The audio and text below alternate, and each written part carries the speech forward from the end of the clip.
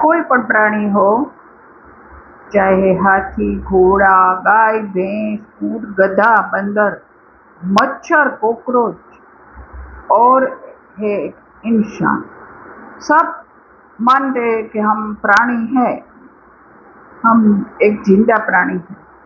मगर ये सब प्राणी ऐसा मानते हैं कि मैं ऐसा प्राणी को भाषा नहीं होती, इसके लिए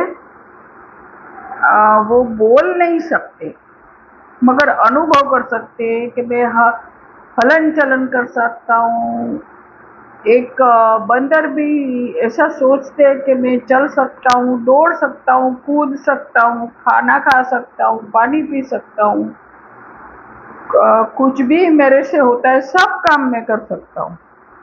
सब प्राणी ऐसा मानते हैं, अनुभव ऐसा मानते, मान्यता उसको नहीं होती, मगर ऐसा अनुभव करते हैं।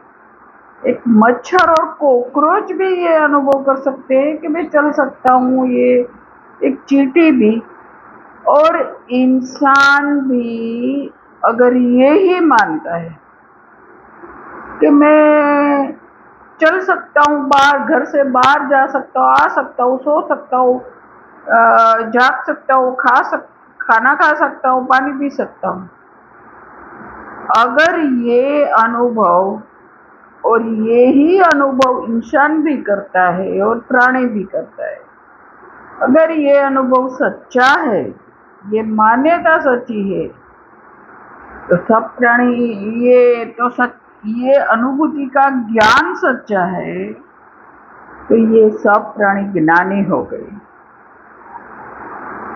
और अगर ये ज्ञान झूठा है तो इंसान भी मच्छर बन गया। इंसान और मच्छर और कॉकरोच और गधे की सोच में कोई अंतर ही नहीं रहेगा, क्योंकि धर्म ये कहता है, हमारे जैन दर्शन में धर्म ये कहता है कि शरीर की कोई क्रिया आत्मा नहीं कर सकता, और ये धर्म का ज्ञान प्राणियों को तो होता ही नहीं है, तो वो ऐसा माने ये उसकी गलती नहीं है। मगर इंसान भी जब ऐसा मानते हैं तो उसकी और इसकी इंसान की सोच में अंतर क्या रह गया इस बाबत में, वो भी यही मानते हैं। एक बिल्ली, चूहा और कुत्ता भी यही मानता है कि मैं दौड़ सकता हूँ, भाग सकता हूँ। तो और अगर ये मान्यता झूठी है, सच्ची है, तो ये सब ज्ञानी बन गए। ये मान्यता सच्ची है तो ये सब ज्ञानी बन गए, और झूठी है तो आत्मा गधा, तो इंसान गधा बन गया, क्योंकि ये यही मानता है। ये भी गधा जो मानता है वो ही मानता है कि मैं खा पी सकता हूँ।